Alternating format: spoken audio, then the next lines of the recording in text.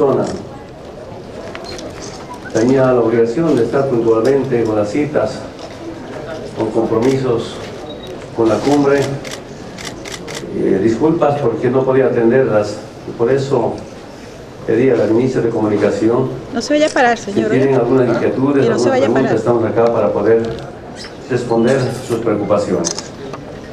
Presidente, primero que todo, esta mañana cuando estábamos intentando hablar con usted aquí a la entrada del centro de convenciones hubo un inconveniente, hubo un pequeño problema entre, al parecer, miembros de su cuerpo de seguridad y uno de los miembros de la prensa que fue atacado con un arma no letal, con un taser. ¿Usted tiene conocimiento de esto y sabe qué pasó? De pronto nos puede decir qué fue lo que sucedió. Bueno, primero, si quieren una entrevista, pidan disciplinadamente como este encuentro. En Bolivia tenemos una forma de cómo atender la prensa. Los periodistas tienen conferencia a atender. Sí. Los periodistas no pueden estar en los pasillos de las calles molestando a los presidentes. Y segundo, yo vengo con un edecán y con oficiales de seguridad.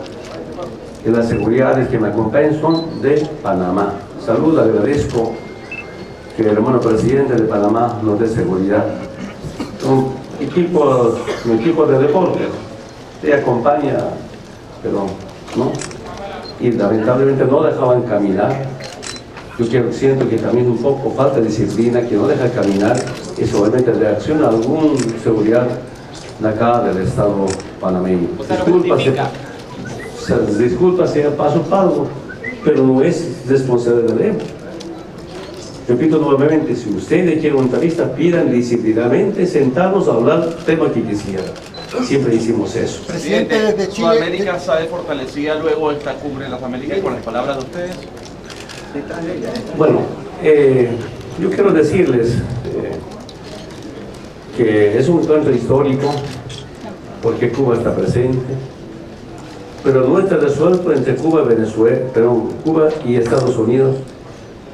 Se va a resolver ese tema cuando Estados devuelva el Guantánamo a Cuba, cuando acabe el bloqueo económico a Cuba, recién está resuelto. Pero es un paso importante que se da por primera vez, que los 35 países de América estemos debatiendo los problemas sociales, problemas económicos. Esperamos de esta cumbre puede salir un documento que exprese el profundo sentimiento de los pueblos de América. Esa es la gran deseo que tenemos. Presidente de Chile, preguntarle, en caso de que la Corte Internacional de La Haya se declare incompetente, ¿cuáles son los pasos a seguir de su país? ¿Van a insistir con la demanda, con la salida de la demanda marítima? Tenemos mucha confianza, para mí no es el debate eso, y tampoco vamos a comentarles cuáles son nuestras estrategias, ¿verdad? Si usted tiene una batalla, jamás vamos a comunicarlas. Pónganse en mi caso. No, la pregunta es si se va a respetar el fallo. Tenemos mucha confianza, un organismo internacional creado por la humanidad para resolver pacíficamente los problemas o controversias de un país con otro país. Hay tanta jurisprudencia y por eso respetuosamente acudimos a La Haya. Presidente, yo quería preguntarle con respecto a la participación de Venezuela en esta cumbre. Venezuela viene con la petición de que se derogue el decreto que declara a Venezuela como una amenaza contra Estados Unidos. Sin embargo, la representante del Departamento de Estado, Roberta Jacobson, ha dicho que no se va a derogar, ya ha dado una respuesta. Y además, el presidente Nicolás Maduro, en su discurso, que estuvo principalmente dirigido al presidente Barack Obama, el presidente Obama ni siquiera estaba en la sala. ¿Usted considera que para Venezuela es un fracaso su participación en esta cumbre? Los presidentes momentáneamente abandonamos porque también hay citas de carácter bilateral. Siento que eso no es falta de respeto, pero quiero decir, el decreto no solamente es una agresión a Venezuela, sino a toda América Latina y el Caribe. Por eso, 33 países apoyan a Venezuela para acabar con el decreto de amenaza a Venezuela. Ahí estamos unidos y lamento mucho que uno o dos países puedan vetar esta decisión unánime es sobre el decreto que amenaza a Venezuela. Esa lucha continuará y Estados Unidos no acaba o no deroga ese decreto supremo o decreto del presidente. Pero quiero decirles, ¿cómo pueden pensar ustedes que Venezuela es una amenaza a Estados Unidos? ¿Qué país de Latinoamérica puede ser amenaza a Estados Unidos? Yo no sé, creo que es el error más grande que ha cometido Obama contra Latinoamérica. Eso nadie lo va a olvidar. Representan sus familias, tenemos familia, representamos un país. Semejante error que comete, que cualquier intervención va a ser desistido por los pueblos. Ya son procesos de liberación, son procesos de reivindicación, son procesos de integración para defendernos frente a cualquier amenaza. Y es un error garrafal que comete el gobierno de Obama. Ojalá pueda revertir rápidamente. Por tanto, yo quiero pedirles por favor que se entrevista o debate. Si es debate, podemos debatir también. Entonces, compañera, yo quiero decirle de verdad, es un gran error. Ojalá lo más antes posible que Obama pueda pedir ese error histórico para su persona, para su familia y para su país.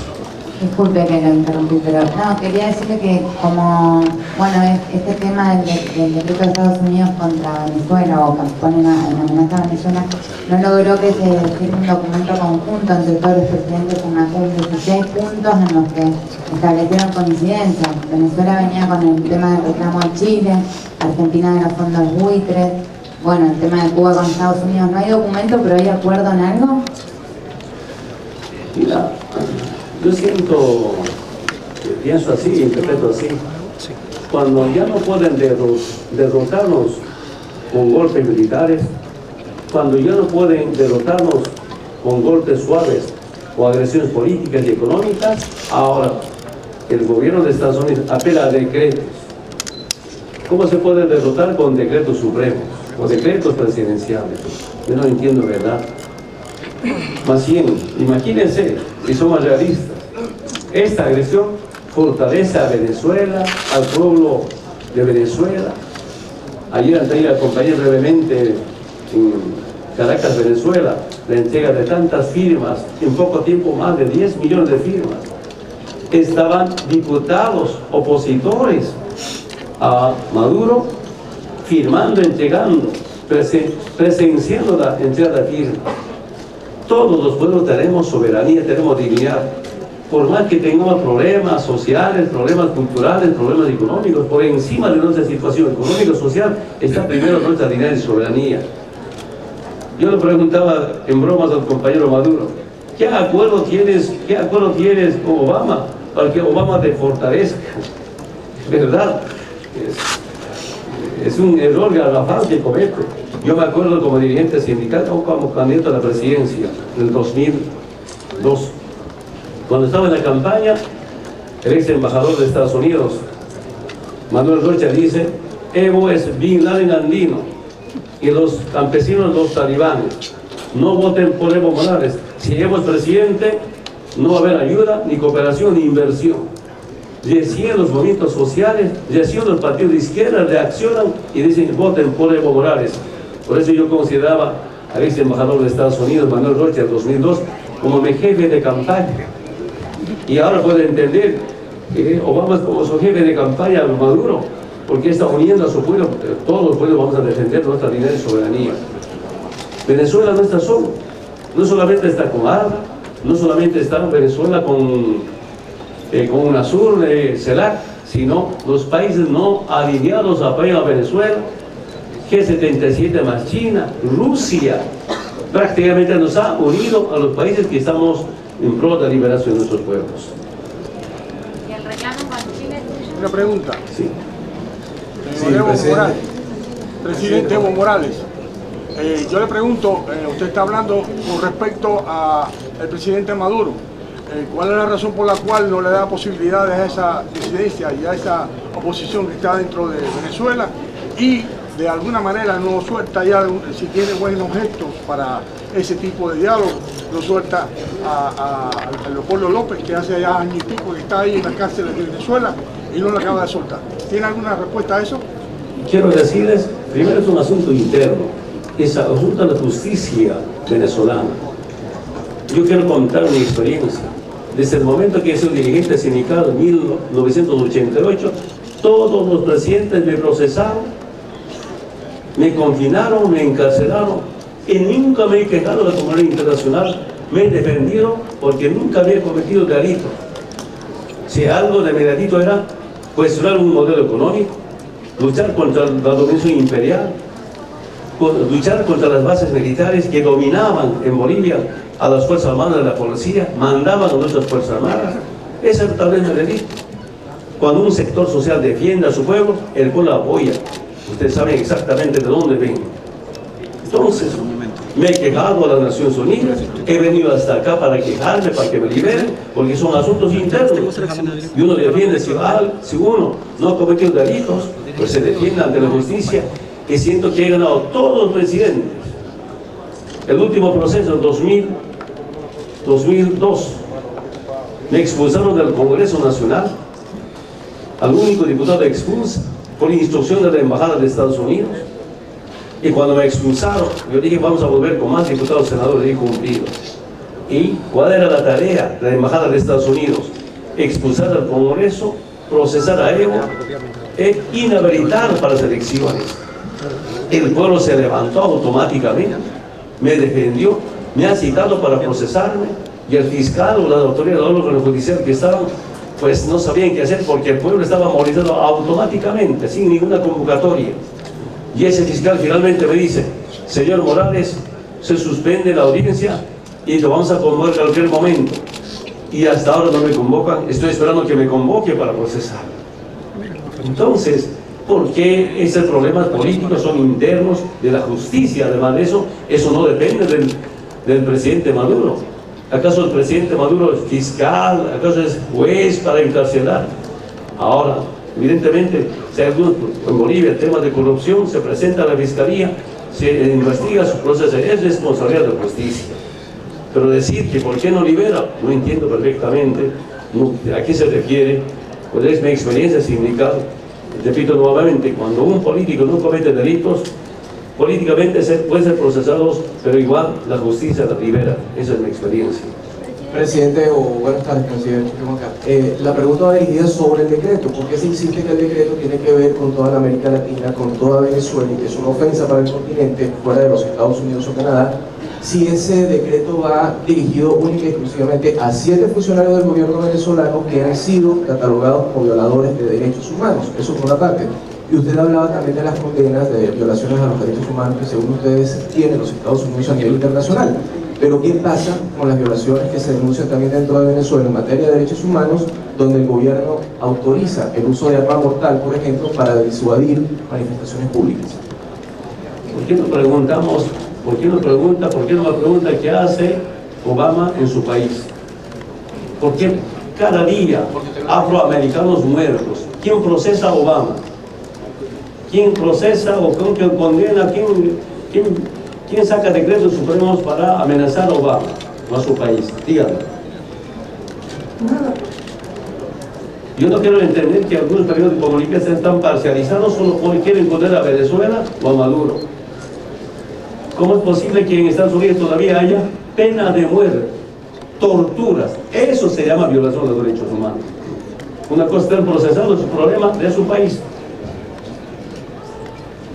¿Por qué el gobierno de Estados Unidos supuestamente es defensor de los derechos humanos que ni siquiera han ratificado los tratados para defender los derechos humanos aprobados en las Naciones Unidas?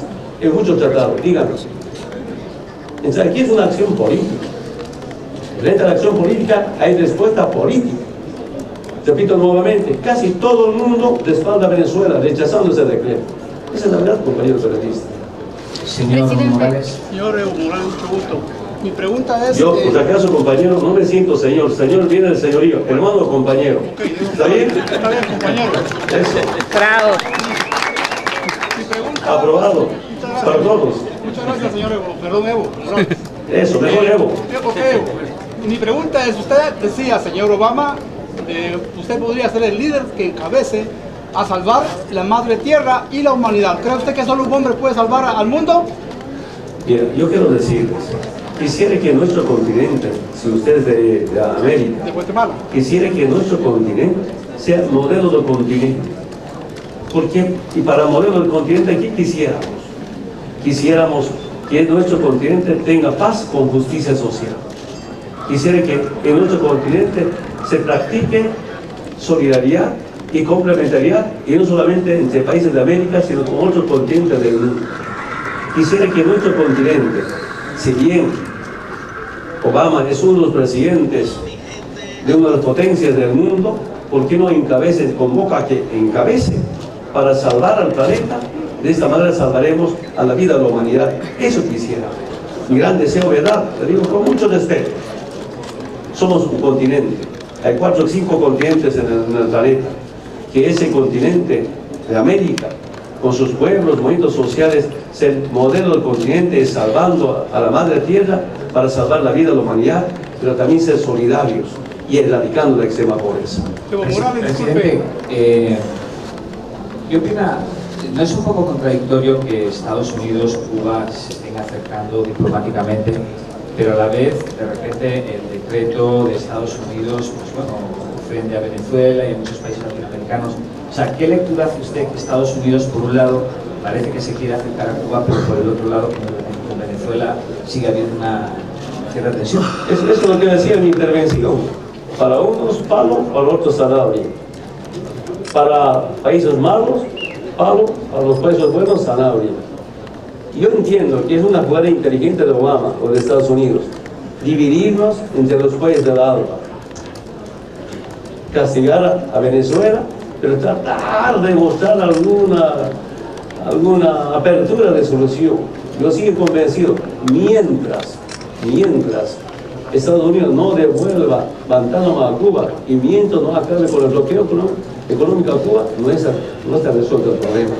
Pero también lamento mucho decirles, hace un momento que decía Obama en su intervención, vamos a ayudar a Cuba. ¿Qué ayuda? Tienen que resarcir los daños de 50 años de bloqueo económico. Es lo que pedimos. ¿Y quiere decirse al pueblo cubano de lo que ha hecho el Castro durante 56 años? ¿Quiere decirse al pueblo cubano de la cantidad de asesinatos que ha cometido esa tiranía? ¿Quiere decirse al pueblo cubano de todos los crímenes que sigue cometiendo y todavía la disidencia? Yo fui víctima, siendo periodista, en el día de ayer, de las tropas que él ha exportado de Cuba aquí a Panamá, faltándole respeto al pueblo panameño. ¿Quién puede poner freno a eso? ¿Hasta cuándo va a ser ese tipo de tiranía dentro de Cuba y de la resistencia dentro de Cuba? Esa resistencia. Yo hubiera querido escuchar preguntas, consultas. Una pregunta, Evo Morales, una pregunta. Pero que usted ya ha preguntado y no respondió. Era la compañera, pero sí, la otra compañera me confundí. Quiero decirle, a ver, si sos periodista, cada pueblo tiene derecho a hacer su revolución. Es lo que hicimos todos los países. Una revolución democrática. Hace 50, 60 años era muy diferente la situación. Imagínense ahora, los guerrilleros, hombres y mujeres, son presidentes. Por tanto, las guerrillas, las luchas armadas no estaban equivocadas. Que yo sepa, es el único país más solidario del mundo, Cuba, a la cabeza de Fidel Castro. Y de Fidel Castro yo aprendí algo. Evo, hay que compartir lo poco que tenemos y no la sobra. ¿Qué Estados Unidos alcanza a Cuba en mandar los médicos para expresar solidaridad? Que yo sepa, ningún país del mundo. Si no hubiera bloqueo económico, Cuba tal vez sería modelo de país para expresar esta solidaridad. El único bloqueo que hay en Cuba es el que tiene la dictadura contra el pueblo. A nombre de los países del sur, que usted representa cuando habla en su discurso, ¿cuál es el logro de esta cumbre, si es que lo hubo? ¿Cuál es el gran éxito? ¿Qué paso se dio adelante? ¿Y qué punta suelta queda, qué asignatura pendiente queda en la 7ª cumbre de las Américas, ya cuando estamos a unas pocas horas de cerrarla, de clausurarla? Estamos muy preocupados, estoy muy preocupado que ayer denuncié a algunos medios de comunicación. La información que tengo entre el gobierno de Estados Unidos, y Canadá no quiere que haya un documento, las conclusiones de este evento tan importante y histórico, inédito para América. Estamos preocupados porque primero no aceptan que la salud sea un derecho humano. No pueden entender. Segundo, evidentemente no quieren aprobar que se acabe el decreto contra Venezuela. Y tercero, no quiere hacer transferencia tecnológica sin condicionamientos. Entonces, ¿qué potencia podemos hablar de Estados Unidos? Además de eso, quiero decirles, por ejemplo, tampoco aceptan el respeto al principio de responsabilidades comunes, pero diferenciadas respecto al cambio climático. No quieren asumir su responsabilidad para defender el medio ambiente. El acceso equitativo, amplio, seguro y confiable a las nuevas tecnologías de información y comunicación, respetando el derecho de privacidad. Como 4 o 5 meses trabajamos nuestros técnicos, hay un documento y llega la administración norteamericana y rechaza y dice que no va a haber documento. No sé si la reunión reservada no es para debatir temas. Queremos que salgan conclusiones para defender la vida, la humanidad, para defender que el continente sea de paz y de solidaridad y de complementariedad, pero también con justicia social. Presidente, ahora que esta es la última reunión en la que estará el presidente Barack Obama y las elecciones en los Estados Unidos van a empezar, justo se anunció que Hillary Clinton estaría lanzando su candidatura el día de mañana, posiblemente Marco Rubio el día lunes. ¿Cómo cambia la perspectiva para la próxima cumbre de las Américas y cuál es su posición frente a las relaciones? ¿Podrían cambiar? ¿Veríamos un cambio por parte de Estados Unidos? No, yo siento que falsamente dicen que hay 2 partidos en Estados Unidos, demócratas y republicanos. Realmente tienen una misma política de Estado y no cambia nada, que venga lo que cambie. Porque solo el pueblo norteamericano puede cambiar la situación económica, social, los sistemas económicos vigentes, como también sistemas de dominación. Es lo que pienso, es su derecho. Además de eso, yo no quiero meterme en ese tema porque respetamos, pero mientras, quiero que sepan, mientras no acabemos con el imperialismo y el capitalismo, seguramente la lucha va a contener todo el mundo. Presidente, ¿va a haber una declaración del ALBA?